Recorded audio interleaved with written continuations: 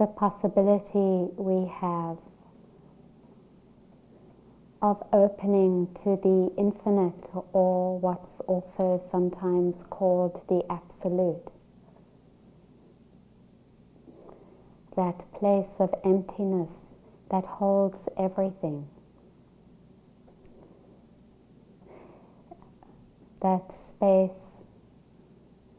of such spaciousness that there is no reaction to whatever is arising.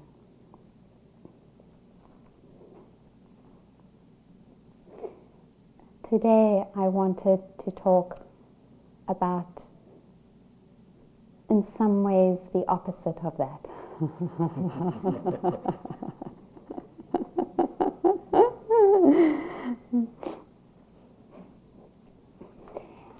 Some of you who weren't here last year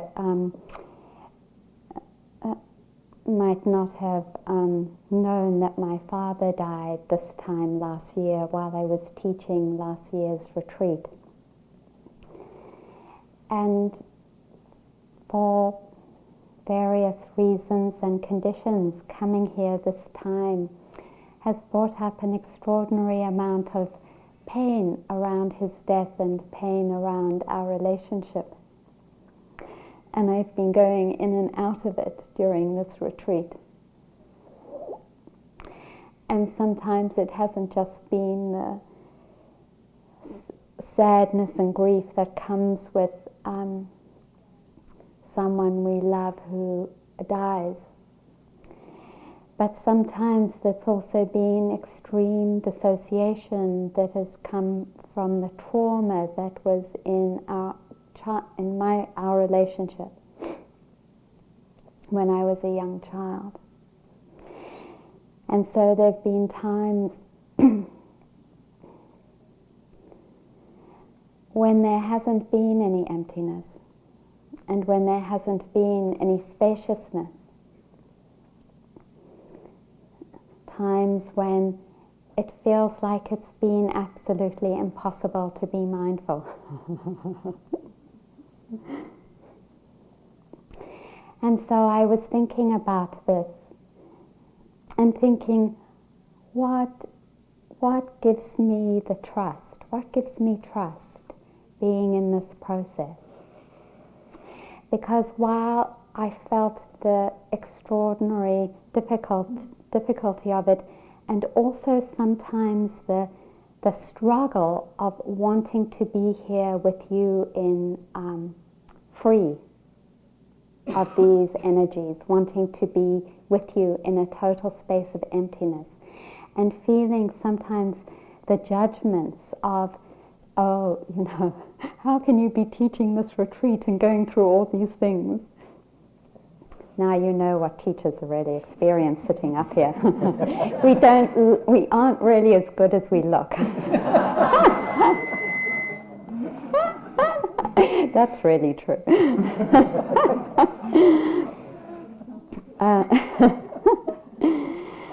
So, given this and the challenges that of being here in this place, but not only of being here, of just the challenges that I, like you, face in our lives. What is it that really gives me a sense of unshakable trust in terms of the Dharma? What allows me, and what has allowed me, to go sometimes to the very depths of despair, of pain that feels unending, of difficulties where there feels absolutely no spaciousness at all, and that I can't do anything at all about it, that it just is as awful as it is, and the mind is so tight that you can't even call in metta. You can't say, may I love myself, because it's just too contracted for that. And I was sitting up on the hills and I was contemplating it, and what came to me when I thought about it was karma. Karma gives me total and absolute absolutely unshakable faith in the Dharma.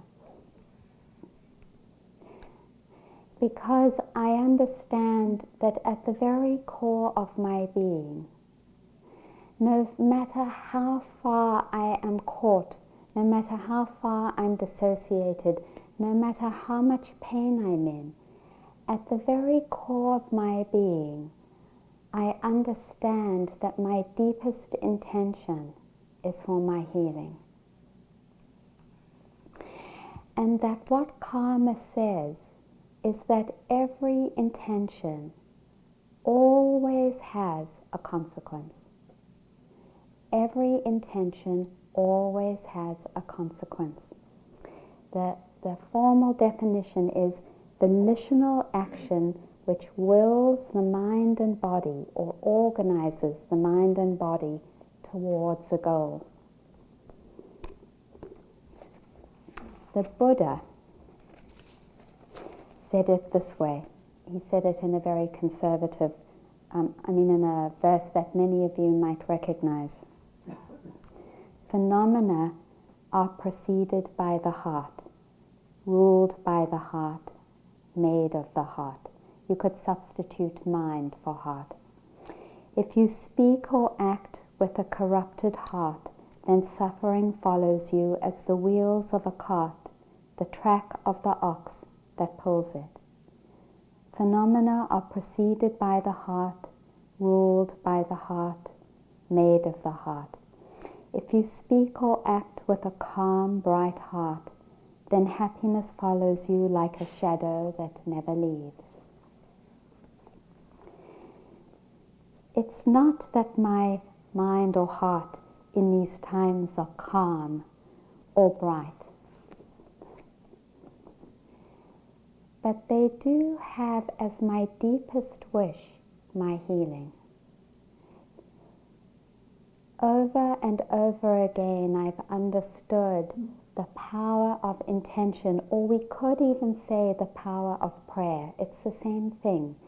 That aligning, and it isn't even on a verbal level, but the aligning, that knowing that hovers in the background, that knows, I wish for myself in the deepest and most whole way my healing.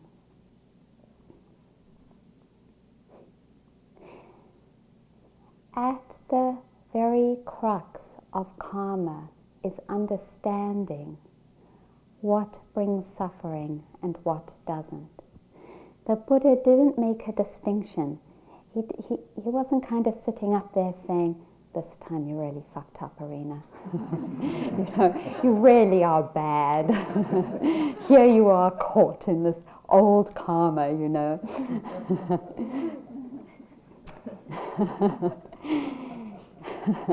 What he said is, see for yourself, and Eric invited us not to even believe what the Buddha said or he said or I said. See for yourself what brings freedom and what brings suffering. Or we could say that the crux of karma is ethical action. That's the crux of it. And when I feel like, what gives me unshakable faith? What do I adore most about the Dharma? It is the understanding that I am 100% totally aligned with my wishes for healing and not for harmful actions, and not for harmful speech, and not for harmful thoughts. And that gives me undying confidence. That doesn't mean that I don't lose it. It doesn't mean that Eric doesn't, or even probably the Dalai Lama, who we've quoted so much as the super being, He loses it too. Until you're a Buddha, or probably an Arahant, which means that you are totally purified, and there's not too many of those around us in our lifetimes, right now, anyway, in this country.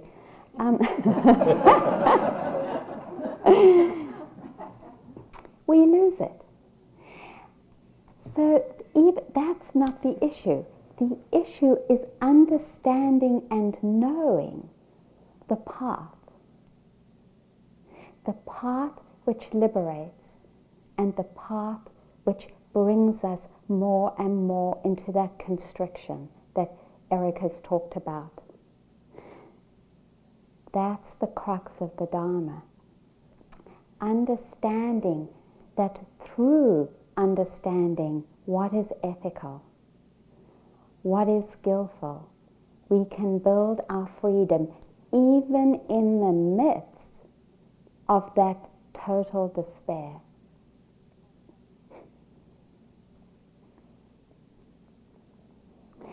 Thich Nhat Hanh talks about it, and I like it because it's so simple.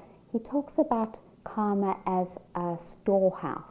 He says, imagine in your minds you have the storehouse, and you have all kinds of seeds, orange seeds and apple seeds and dahlia seeds and all kinds of red kidney bean seeds. I don't even like them. and he says, every time we move with our intention, our volitional intention, our conscious intention towards a goal, we're watering one of those seeds. How do we create a future of freedom? We water particular seeds that support that freedom. Here are the seeds that we can water. Faith, mindfulness,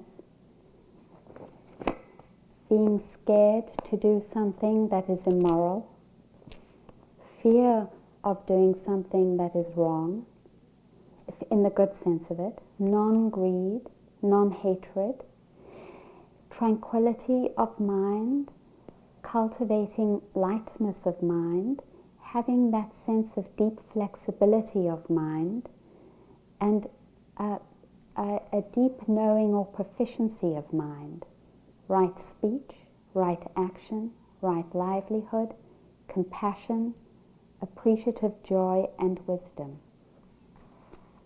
Those are the faculties that we can cultivate. Here are the ones that bring suffering, these teachings say. See for yourself. Delusion, shamelessness, fearlessness of wrong, restlessness, greed, wrong view, conceit, hatred, envy, avarice, worry, sloth, torpor, and doubt.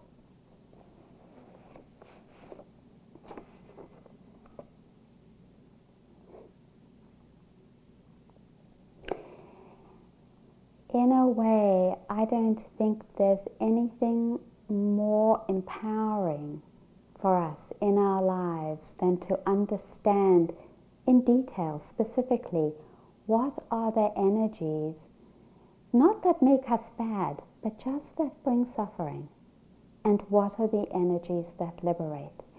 And even when we can't call on the energies that liberate, even when there have been moments during the day I have not had lightness or malleability of mind 1 inch, iota, I know that I haven't been feeding greed or hatred or delusion, and that gives me unshakable faith.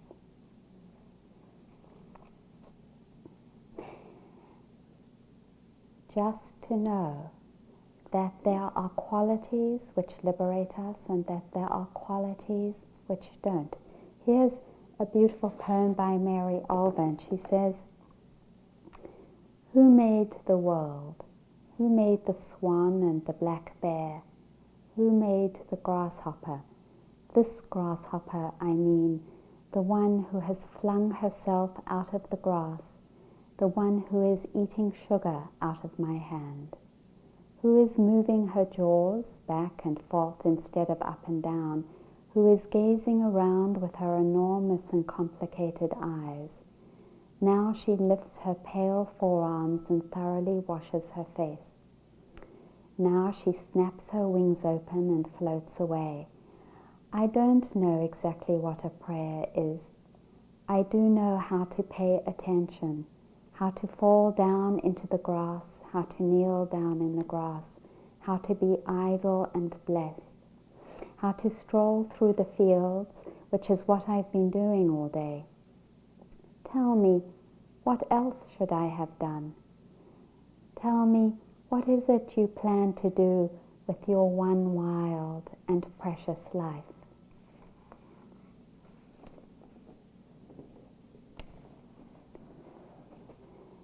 Every tree, every growing thing as it grows says this truth. You harvest what you sow. With life as short as a half-taken breath, don't plant anything but love. We are asked, what are we going to do with our life? How are we going to cultivate love or any of those skillful energies? Or, if not that, refrain from strengthening the unskillful ones. There is one quality that Eric and I have been talking about over and over again, and it is mindfulness, because it is mindfulness that allows us to see whether what's in our mind is skillful or unskillful.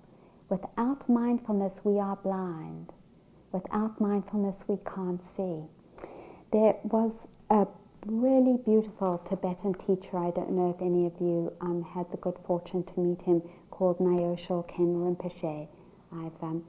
Sharon and Joseph studied with him and some of the other teachers. He just recently died. And he has this song that really gets to the nitty-gritty. He says, homage to the king and queen of self-existing mindfulness. Look here, all friends. I am the Vajra of mindfulness. When seeing me, be mindful. Look into the essence of the mind. I am the mirror of mindfulness, clearly showing your mindful attention. Mindfulness is the root of Dharma. Mindfulness is the main part of the practice. Mindfulness is the stronghold of the mind. Mindfulness is the aid to spontaneously aware wisdom. Without mindfulness, one is carried away by laziness. A lack of mindfulness is the creator of all faults.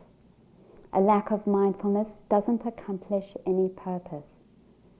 A lack of mindfulness is like a heap of excrement. A lack of mindfulness is to sleep in an ocean of urine. He's getting down there.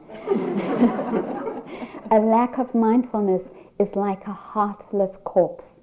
Friends, please be mindful. Through the aspiration of this guru, may all friends attain firm mindfulness.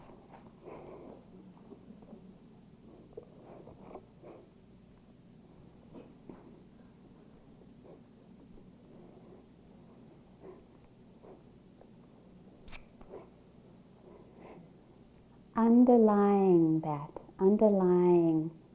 the mindfulness that we've cultivated, in a way, at the heart of looking at karma is effort. Because without making the effort, any understanding that we have doesn't manifest. Effort really is the key. It energizes and gives life to our understanding, and at the same time is the vehicle, is the energetic vehicle that transforms us. It's effort. And so when we really understand karma, it inspires us enormously to effort, to aligning our energy over and over again to see, how can I work with myself? What is it? What is it that I can do? How do I need to be living with myself in this moment so that I can create a future that is different than my past? For some of us, our past has been filled with such deep suffering. There is intense motivation to create a future that is free of suffering. I have been deeply motivated, and like you during these days I've been deeply motivated while feeling that I didn't sleep last night. And I was talking to Valerie over here about insomnia. Some of you share incredible insomnia, I know. We share insomnia, that is. And we were talking about it, and I said, one of the things I do is that I never let myself lie in bed and not sleep, that I always make myself get up and practice. Do I want to? No.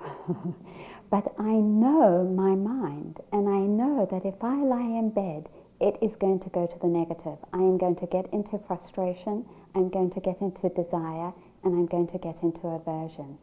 And the first step that the Buddha talks about in effort in the Eightfold Path is he says, guard your minds, dear friends, about conditions which give rise to negative energies. Because you can guard your minds. He said, look into your lives and see, when do you move into negative energies? I know for myself it's when I don't eat enough. I can easily skip meals, and when it comes to about 8 o'clock, I am so irritable I could bite everyone's head off. You know, it's going to bed too late and not getting enough sleep. It's rushing and trying to get someplace in a car with not enough time. We see in our lives. And the Buddha says, guard against these conditions. And so one of the things that this means for me in terms of practice is guarding against the condition around insomnia of the negative energies arising. So all last night, I didn't see any of you around. I would go down to the kitchen and get a cup of tea, practice walking meditation. Then I do walking meditation in my room. Then I would do metta. Then I would do different touch points in my body. Then I would get up again and read the Dharma. And that was all last night until 6 o'clock. And I didn't suffer. I didn't suffer. It wasn't pleasant. But I didn't suffer. And that's the beauty of karma, is knowing what we have to do in order to cultivate the conditions for skillful qualities of mind. The Buddha said, guard against the negative energies arising by looking at conditions in your life. And then he said, and we've talked about this a fair amount, abandon those energies once they have arisen. Abandon them. He said, they cannot bring you anything but suffering. This brings me back to the gravy.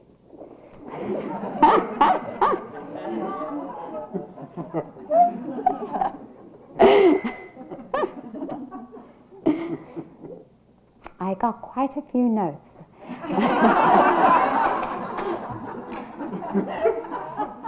About the gravy. Why couldn't you just get up and get yourself the gravy?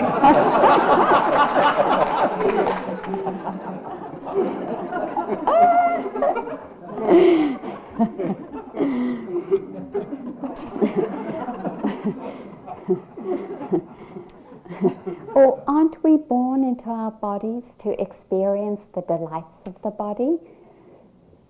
Good questions. This practice actually invites us, by being present to our body experiences, to a deep delight, to an incredible delight of the body when it arises. So my challenge to you all for next year is, what's the difference between the delight that spontaneously arises because we're present with our bodies, the delight of seeing, and desire? Can you feel the difference just in me saying it? Desire is a different experience than the spontaneous delight of being present in our bodies. desire actually takes us away from that spontaneous delight. And it takes us and ties us to an object so that we don't actually even get to experience the delight of that object in desire, because desire has a contraction in the mind. It's not an open presence to it. This is radical. It is radical because this culture over and over again has taught us that following desire brings happiness. That if we follow desire for different pleasant experiences, we will find happiness. And it's true that we find comfort. And it's true that sometimes it might be delightful. But it's actually not nearly as delightful as having those experiences without desire. Desire actually contracts the mind more and more into that sense of being small. Just take a moment right now and think of an experience where you have really desired something, where you've really wanted something badly. Can you feel how desire is actually tying you into that object in a way in which you're not free anymore? Because you feel in order to be happy you have to have that object. And whenever we feel like in order to be happy we have to anything, we're not free anymore. When we let go of those arising desires, what happens? The heart opens, and as the heart opens, we get to actually experience in a much more exquisite way the blessings of the broccoli and potato without the gravy.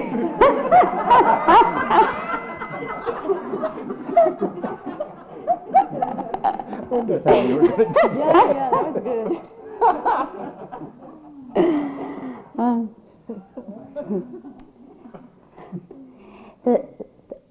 The beautiful thing about karma is that it tells you every time you let go of a desire, you're decreasing the strength of the hold desire has on your mind. And I promise you that it is deeply liberating to let go of desire. It is deep.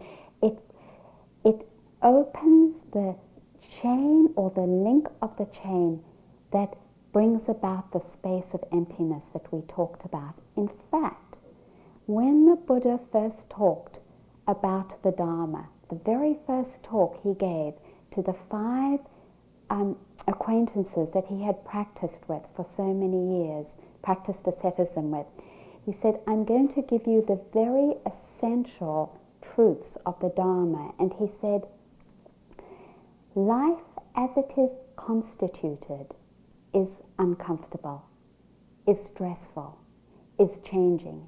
And he called that dukkha. Our bodies grow old and die. Our loved ones leave us. We're with people that we don't love. We get sick. We experience many, many sorrows. He said, this is it. This is life. This is what we're living. And he said, there is tremendous suffering that comes from these experiences when, and then he said, this is the second noble truth. And this is the second thing he mentioned after his enlightenment, when there is desire or attachment. He said the single causative energy that brings about our suffering is clinging and desire, is attachment. Because when we attach to something and conditions change, we're left unsatisfied. Conditions change. You all know conditions change. But not only do conditions change, because they will change, but we're left with that clutching. And that clutching is a closed heart.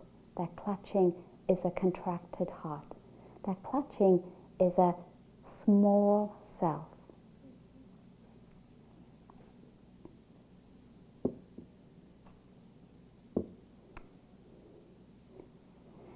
so that's why I let go of the gravy.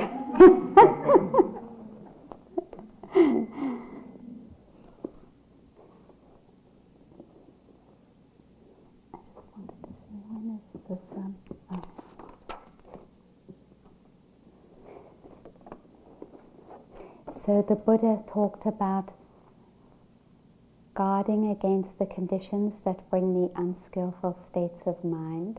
He talked about abandoning the energies that build the small self or that build suffering or the unskillful states of mind. And then he said, nurture the skillful ones and maintain the skillful ones. See in your life what you need to do in order to nurture and maintain the skillful energies in your mind. And I want to read the story because it's such a beautiful story about one of the things that obstructs the opening of our heart and obstructs the allowing that brings about the conditions for skillful states to arise. The train clanked and rattled through the suburbs of Tokyo on a drowsy spring afternoon. Our car was comparatively empty. A few housewives with their kids in tow, some old folks going shopping. I gazed absently at the drab houses and dusty hedgerows. At one station the doors opened and suddenly the afternoon quiet was shattered by a man bellowing violent, incomprehensible curses. The man staggered into our car. He wore labourer's clothing and he was big, drunk and dirty. Screaming, he swung at a woman holding a baby. The blow sent her spinning into the laps of an elderly couple. It was a miracle the baby was unharmed. Terrified, the couple jumped up and scrambled towards the other end of the car. The labourer aimed a kick at the retreating back of the old woman but missed as she scuttled to safety. This so enraged the drunk that he grabbed the metal pole in the centre of the car and tried to wrench it out of its stanchion. I could see that one of his hands was cut and bleeding. The train lurched ahead, the passengers frozen with fear. I stood up. I was young then, some 20 years ago, and in pretty good shape. I'd been putting in a solid 8 hours of Aikido training nearly every day for the past 3 years. I liked to throw and grapple. I thought I was tough. Trouble was, my martial skill was untested in actual combat. As students of Aikido, we were not allowed to fight. Aikido, my teacher had said over and over again, is the art of reconciliation. Whoever has the mind to fight has broken his connection with the universe. If you try to dominate people, you are already defeated. We study how to resolve conflict, not how to start it.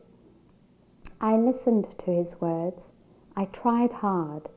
I even went so far as to cross the street to avoid the chimpira, the pinball punks who lounged around the train stations. My forbearance exalted me. I felt both tough and holy. In my heart, however, I wanted an absolutely legitimate opportunity whereby I might save the innocent by destroying the guilty. This is it, I said to myself, getting to my feet. People are in danger, and if I don't do something fast, they will probably get hurt. Seeing me stand up, the drunk recognized a chance to focus his rage. Aha, he roared, a foreigner. You need a lesson in Japanese manners. I held on lightly to the computer strap overhead and gave him a slow look of disgust and dismissal. I planned to take this turkey apart. But he had to make the first move. I wanted him mad, so I pursed my lips and blew him an insolent kiss. All right, he hollered, you're gonna get a lesson. He gathered himself for a rush at me. A split second before he could move, someone shouted, "Hey!" It was ear-splitting. I remember the strangely joyous lilting quality of it, as though you and a friend had been searching diligently for something and he suddenly stumbled upon it. Hey! I wheeled to my left, the drunk spun to his right. We both stared down at a little old Japanese. He must have been well into his 70s, this tiny gentleman sitting there immaculate in his kimono. He took no notice of me, but beamed delightedly at the labourer, as though he had a most important, most welcome secret to share. "Come here," the old man said in an easy vernacular, beckoning to the drunk. "Come here and talk with me." He waved his hand lightly. The big man followed as if on a string. He planted his feet belligerently in front of the old gentleman and roared above the clacking wheels. "Why the hell should I talk to you?" The drunk now had his back to me. If his elbow moved so much as a millimeter, I'd drop him in his socks. The old man continued to beam at the labourer. "What you been drinking?" he asked, his eyes sparkling with interest. "I been drinking sake," the labourer bellowed back, "and it's none of your business." "Oh, that's wonderful," the old man said. "Absolutely wonderful. You see, I love sake too. Every night, me and my wife, she's 76, you know, we warm up a little bottle of sake and take it out into the garden, and we sit on an old wooden bench. We watch the sun go down and we look to see how our persimmons tree is doing. My great-grandfather planted that tree, and we worry about whether it will recover from those ice storms we had last winter. Our tree has done better than I expected, though, especially when you consider the poor quality of the soil. It's gratifying to watch when we take our sake and go out to enjoy the evening." He looked up at the labourer, eyes twinkling. As he struggled to follow the old man's conversation, the drunk's face began to soften. His fists slowly unclenched. "Yeah," he said, "I love persimmons too." His voice trailed off. "Yes," said the old man, smiling, "I'm sure you have a wonderful wife." "No," replied the labourer, "my wife died." Very gently, swaying with the motion of the train, the big man began to sob. "I don't got no wife. I don't got no home. I don't got no job. I'm so ashamed of myself." Tears rolled down his cheeks, a spasm of despair rippling through his body. Now it was my turn, standing there in my well-scrubbed youthful innocence, my make this world safe for democracy righteousness. I suddenly felt dirtier than he was. Then the train arrived at my stop. As the doors opened, I heard the old man cluck sympathetically, My, that's a difficult predicament indeed. Sit down here and tell me." I turned my head for one last look. The labourer was sprawled on the seat, his head in the old man's lap. The old man was softly stroking the filthy matted hair. As the train pulled away, I sat down on a bench. What I had wanted to do with muscle had been accomplished with kind words.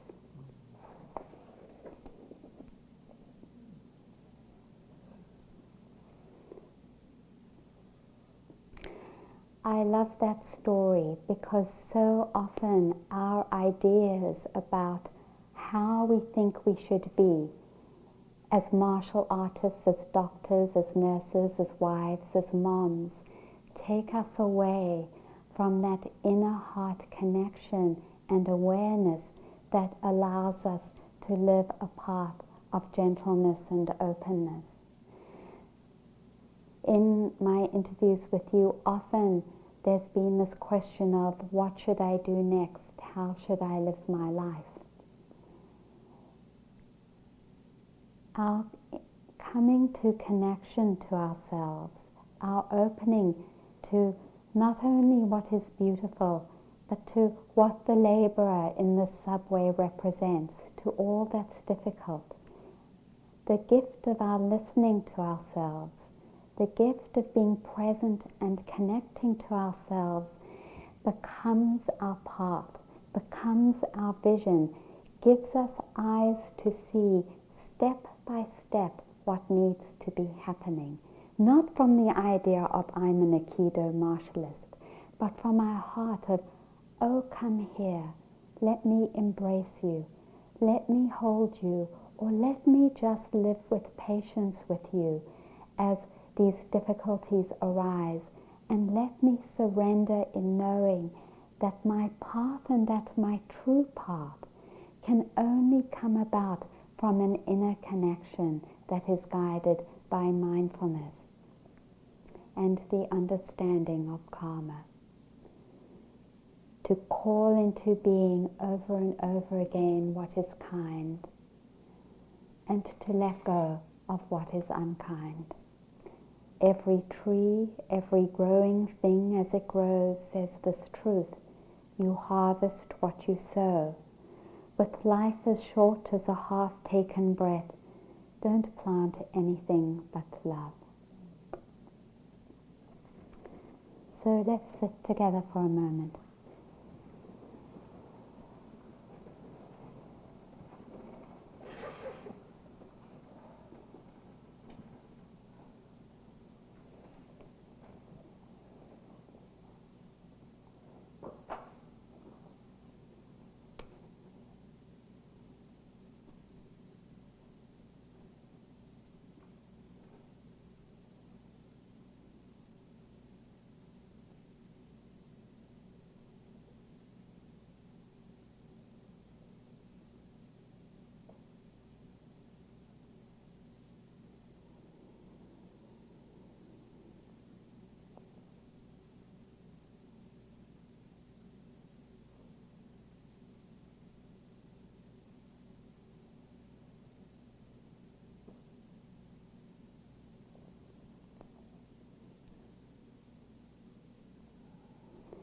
Tell me, what is it you plan to do with your one wild and precious life?